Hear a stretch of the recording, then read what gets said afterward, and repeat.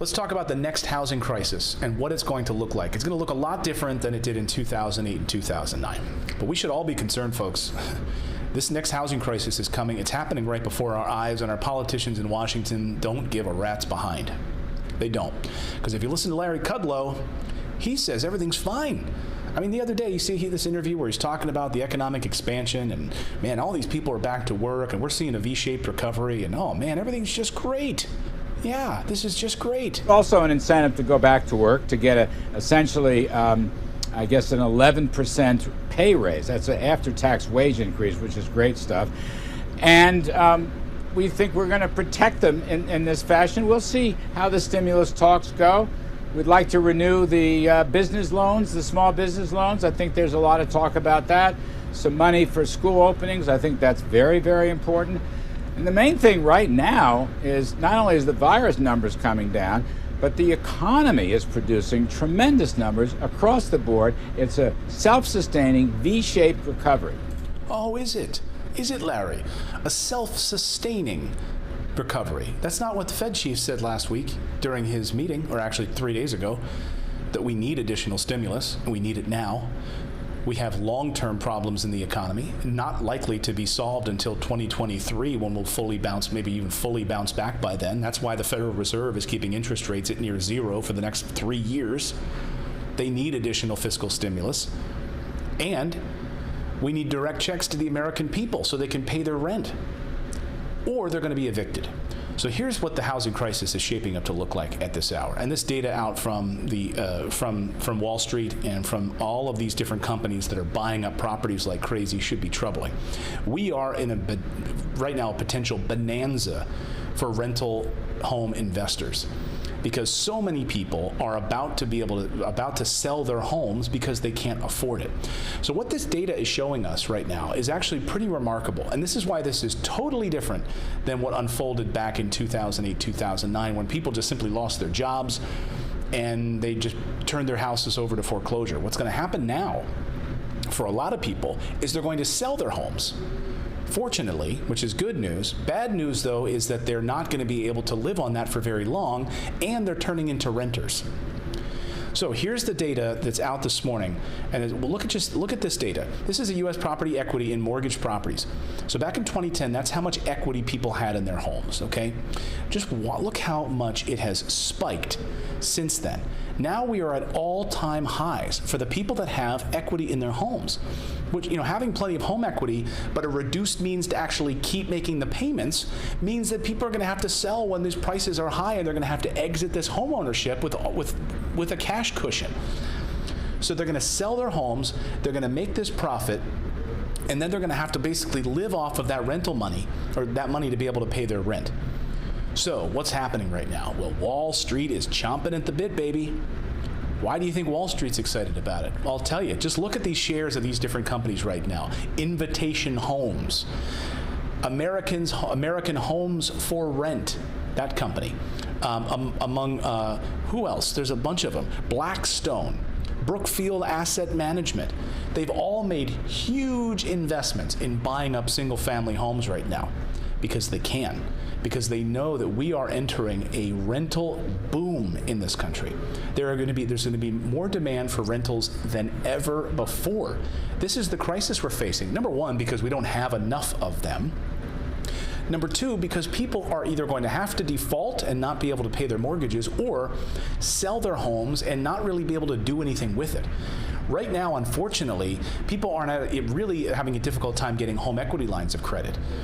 Now, I'm a big proponent of investing in real estate, right? If you have a home that you live in, and folks, if you're watching right now and you're thinking, oh my God, I am going to be thrown out of my property because I can't afford to live here anymore, because I can't make the monthly payments, I hope that you're thinking a little bit differently about this after I explain this to you. Now, this is not going to fit everybody in this scenario, but imagine that you have, a $200,000 home, and you've got, $150,000 of equity in that home, but you don't have access to it right now.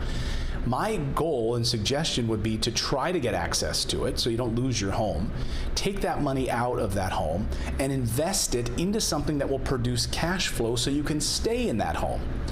Follow me on this, okay? If you had $150,000 in equity that you could use, that's equivalent of like 3 down payments on rental properties that you could then acquire and create cash flow every month from those rental properties. And I know you might be saying, well, I don't have that kind of equity. Fine, then if you don't have that kind of equity, let's figure this out. Sadly, though, people are going to lose that home. They're going to sell it. They may make $20,000 in profit, and then they're going to be out of that home because they can't make that mortgage payment anymore. Now they're sitting on $20,000 in cash, and they're going to have to go rent a property.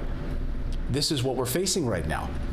Now, there are those people that have larger chunks of equity that they can pull out of that house, reinvest it, create cash flow. See, what I'm asking you to not do is to get a home equity line of credit out and then start making your mortgage payments because you've lost your job. That would be insane. But at least there would be a way for you to stay in that home. But the numbers are stark, folks.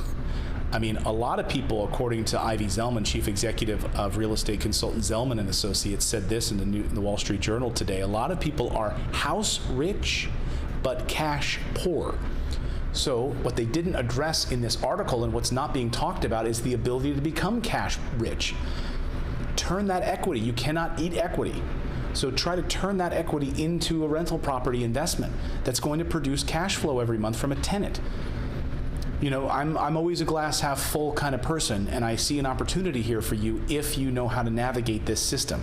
And that's what this show is about, trying to make you more intelligent around your personal finances. I know it's going to be difficult for a lot of people, but there are people for whom they have an opportunity now. What if you could pull out some money from your self-directed or from your retirement account? Under the CARES Act, you can do that. You can take money out of a 401k plan without penalty. And you could use some home equity that you've got in your home coupled with your retirement plan, use that as a down payment on a rental property. Okay, now you own an asset, a performing asset that's bringing you $2,000, $3,000 a month in cash flow.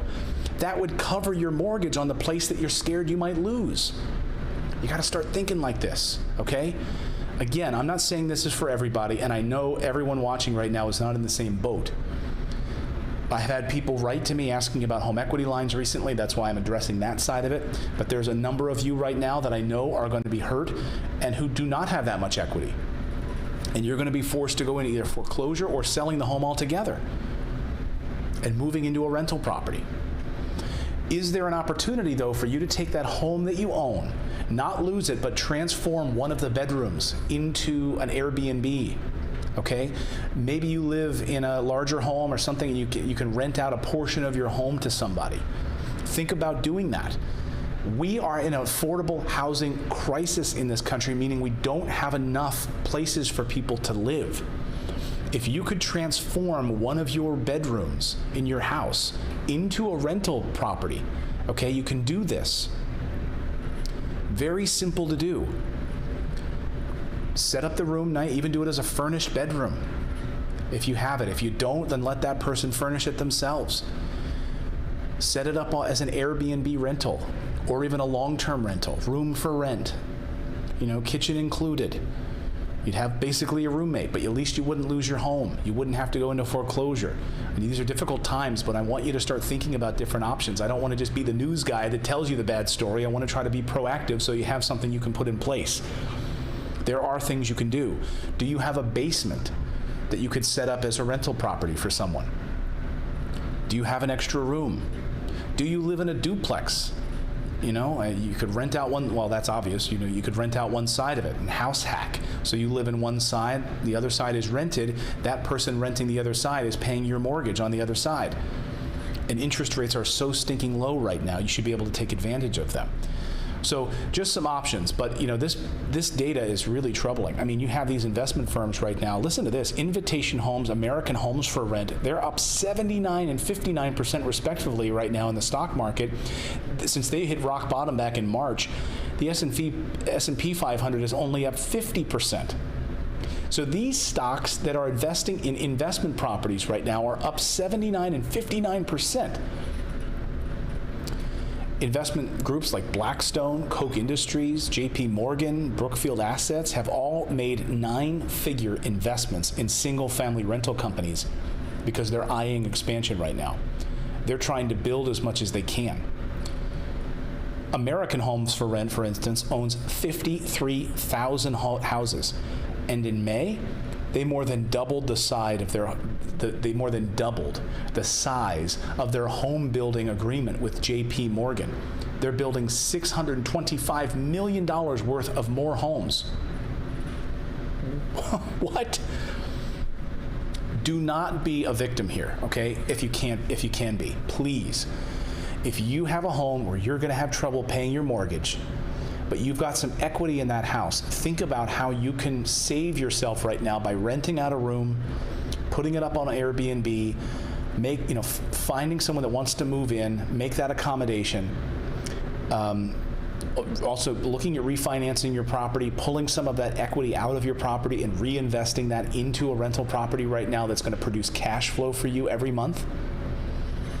Or even a home equity line of credit. Using that along with some other creative financing that you have available. For instance, like on our website at Morris Invest, we've got our funding option right at the top. If you click on that, you'll see funding. So morrisinvest.com/funding. And you can learn about what Fund and Grow does. You can watch that whole webinar on how they are able to set you up with business lines of credit with 0% interest. That's an option.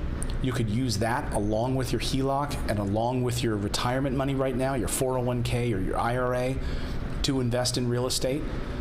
I just would hate to see anyone lose their home right now because they didn't think through some of these options that might be available to you.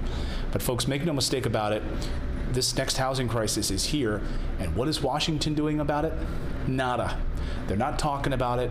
They don't want to just sweep it under the rug. Larry Kudlow, it's fine. Everything's fine, right, Larry? Everything's fine. We've got a V-shaped recovery. Everything's fine. Just listen to Larry.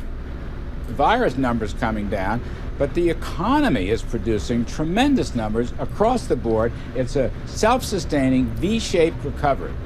Right. It's self-sustaining V-shape. It's a K-shape because Wall Street's doing great while the bottom part of the K is doing terrible, and those are the people that are going to be hurt the hardest, and they're already feeling those effects through evictions, mortgage forbearance that's ended, and now they're going to be kicked out of their homes. So please, folks, try to empower yourself with your finances, and I hope maybe I've shed some light on what you might be able to do here today. I know everyone's situation is unique, and I'm just trying to throw out some answers to help some people. So smash that like button. If I brought you any value at all, please subscribe to the channel, and you can become a channel member as well. It's very simple to do. Just by clicking this button, morninginvest.com/join is how you become a channel member here of Morning Invest. We do this show every morning, 9 a.m. Eastern time, right here on YouTube. So thank you guys so much.